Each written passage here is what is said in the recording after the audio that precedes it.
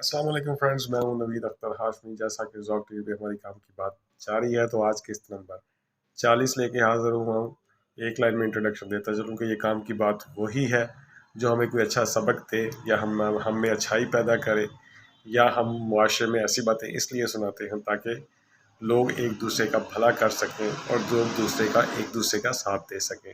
तो बेसिकली काम की बात का मकसद सिर्फ यही है कि हम अपनी ज़िंदगी में और दूसरों की ज़िंदगी में बेहतरी ला सकें। तो आज की काम की बात जौन सी है, ये एक बादशाह का वाक़या है कि एक बादशाह जौन सा था उसको किसी साहिब इल्म ने 3 सवाल कर दिए। उसने कहा कि मुझे इनका जवाब ला के दे।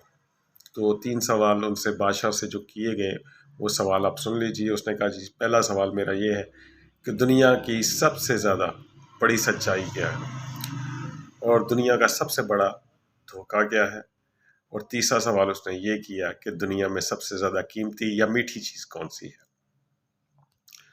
बादशाह ने कहा कि जी मैं इन चीज़ों के सवाल जो से हैं जवाब दूंगा, ज़रूर दूंगा, मगर अभी मैं नहीं दे सकता। तो बादशाह ने सोचा कि मैं अपने वज़रा को कहूँगा, मुझे जवाब मिल जाएगा। तो मैं उसने बादशाह ने कहा कि 1 हफ्ते का टाइम मुझे दिया जाए तो मैं जो सा है वो ये सवालों का जवाब ज़रूर दे दूँगा। अब बादशाह ने क्या किया, अपने वज़रा को बुलाया, मगर किसी को सवाल का जवाब ना आया। आखिर बादशाह ने जो एक बंदा, ख़ास तौर पे एक वज़ीर जिसको इतनी लाखों में और इतना प्रोटोकॉल दिया जाता, जिसका मकसद ही ये था कि ऐसे सवालों के जवाब देना, उसको कहा कि मुझे इन तीनों सवालों का जवाब दो। उसने कहा, अगर इन तीनों सवालों का जवाब तुम ना दे सके तो मैं तुम्हें फांसी पे लटका दूंगा, और अगर तुमने दे दिया तो मैं तुम्हें आधी संतलत जो उनसे इनाम में दे दूंगा। तो वज़ीर के लिए बड़ा मसला बन गया। वो लालची भी था। उसने कहा, वाह, 3 सवालों के जवाब सिर्फ ढूंढने, मैं ढूंढ के ले आता हूँ, ये कौन सी बड़ी चीज़ है। वो जिस सवालों के जवाब देने के लिए चला गया, जगह जगह ढूंढा, अपने दोस्तों से, वज़रा से, इर्द गिर्द के लोगों से, साहिब इल्म लोगों से सवालों के जवाब मिले, मगर कहीं से जवाब जो सा था वो तसल्ली बख्श ना मिला, जिसको उसने समझा कि ये मैं सुनाऊंगा बादशाह तो बादशाह मुतमिन हो जाएगा। वो बहुत ज़्यादा परेशान हो गया। अब वो कभी इधर जाता, कभी उधर जाता, ठीक है, मगर कहीं कोई रास्ता ना मिला। आखिर वो जो सा था ना, दरबार से भाग गया। अब दरबार से भाग गया तो उसे पता था कि 7 दिन पूरे होने के बाद जो सा है पूरे मुल्क के गार्ड्स मेरे पीछे लगा दिए जाएंगे और मुझे तलाश करके फांसी पे चढ़ा दिया जाएगा। तो वो एक दूर दराज गांव में जाके छुप गया। अब जब छुप गया तो अब 7 दिन जब पूरे होने के तो तकरीबन आखिरी दिन रह गया था। तो उस दिन उसने देखा कि दूर दराज एक झोंपड़ी थी छोटी सी, वहाँ पे एक बुज़ुर्ग बैठा हुआ था जो उम्र रसीदा था, जिसकी उम्र तजर्बों में गुजरी हुई थी। वो उसके पास गया। उसने कहा, बाबा जी मुझे ज़रा पानी पिला दे। पानी पिलाया बाबे ने। बाबा जी ने कहा कि खैर तो है, कि तुम कौन हो। उसने कहा, जी मैं हूँ तो बहुत बड़ा आदमी, मगर मैं अब जो सा है ना, मेरी हालत ये है कि मैं, हो सकता है कि कल के बाद मैं यहाँ दुनिया में नज़र भी ना हूँ, मैं बहुत परेशान हूँ। बादशाह ने मेरे ज़िम्मे 3 सवालों का जवाब लगाया जिसको मैं ढूंढ नहीं सका। तो ना ढूंढने की सूरत में मुझे फांसी पे लटका दिया जाएगा या सर कलम कर दिया जाएगा, और अगर मैं ढूंढ देता हूँ तो मुझे आधी संपत्ति मिल जाएगी। उस बंदे ने, बुज़ुर्ग ने कहा कि अच्छा मुझे बताओ, मैं तुम्हारे सवालों का जवाब हो सकता है मैं दे दूँ।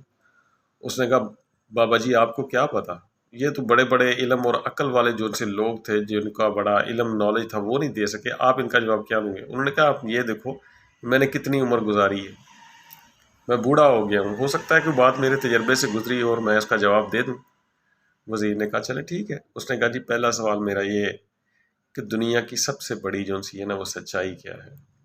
बाबा जी ने कहा, जी दुनिया की सबसे बड़ी सच्चाई जो सी है ना वो मौत है।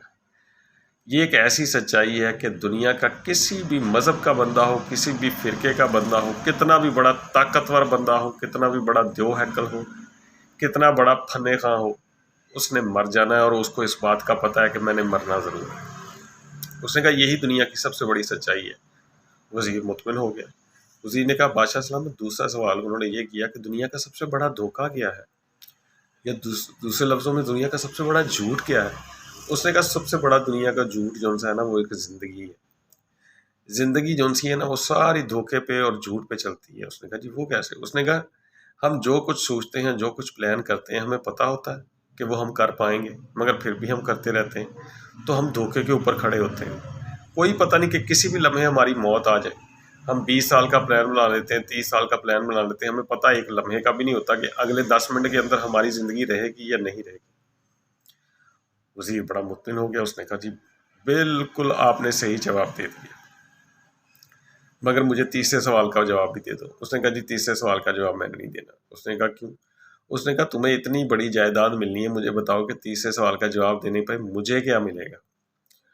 اس نے کہا جی تم ایک کسان ہوں، میں تمہیں 1000 ایکڑ زمین دے دوں گا اور اس میں تمہیں جتنے جانور چاہو گے تمہیں دے دوں گا، تم اپنی کھیتی باڑی کرنا۔ اس نے کہا نہیں مجھے نہیں چاہیے۔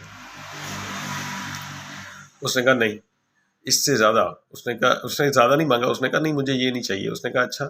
اس نے کہا تمہیں 3000 ایکڑ دے دوں گا، 4000، 10,000 ایکڑ۔ اس نے کہا جو تم چاہو گے تمہیں مل جائے گا۔ اس نے کہا نہیں میں اس کا جواب نہیں دینا چاہتا۔ اس نے کہا تمہیں پتا ہے؟ اس نے کہا بالکل مجھے پتا ہے، مگر میں دینا نہیں چاہتا۔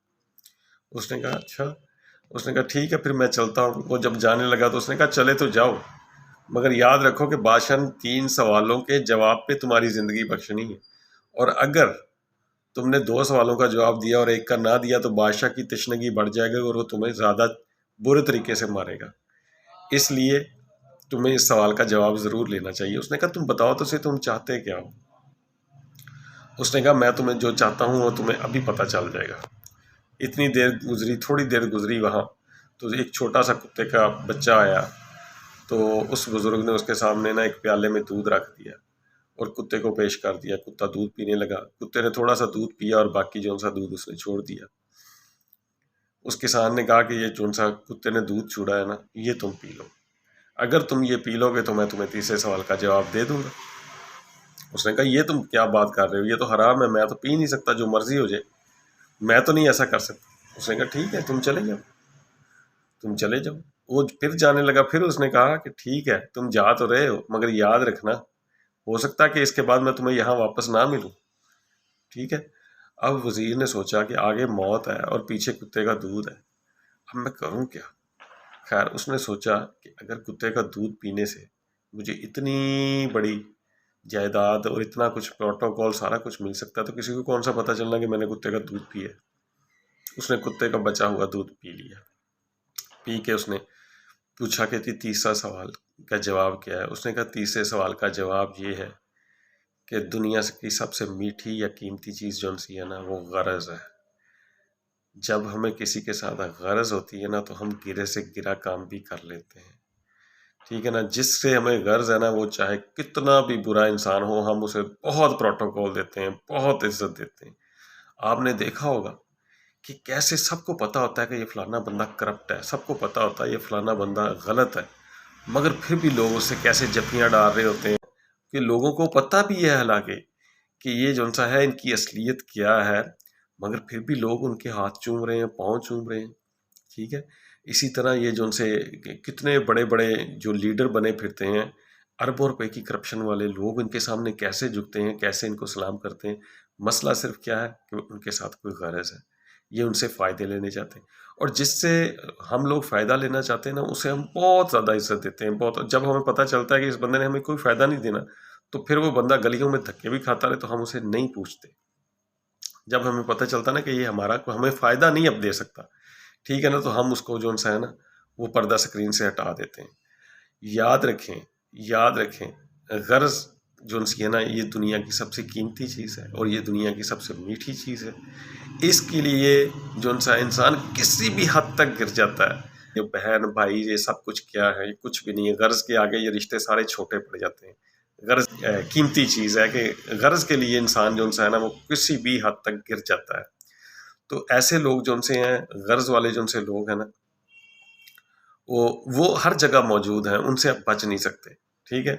مگر کوشش کرنی چاہیے کہ انسان کو بے غرض ہو کے چلنا چاہیے دنیا میں۔ بے غرض جو سا ہوتا ہے نا وہ عزت کی موت انشاءاللہ تعالیٰ مرتا ہے، اور جو غرض مند ہوتا ہے نا، جو لالچی ہوتا ہے، ٹھیک ہے نا، جو اپنا فائدہ چکنا چاہتا ہے، تو کیا ہوتا ہے کہ پھر وہ اپنا انجام دنیا میں ضرور پا کے جاتا ہے۔ اچھا اب جب وزیر کو جب یہ تینوں سوالوں کے جواب مل گئے تو اس نے کہا میں تم سے وعدہ کرتا ہوں کہ میں تمہیں اتنی جائیداد دے دوں گا، ٹھیک ہے؟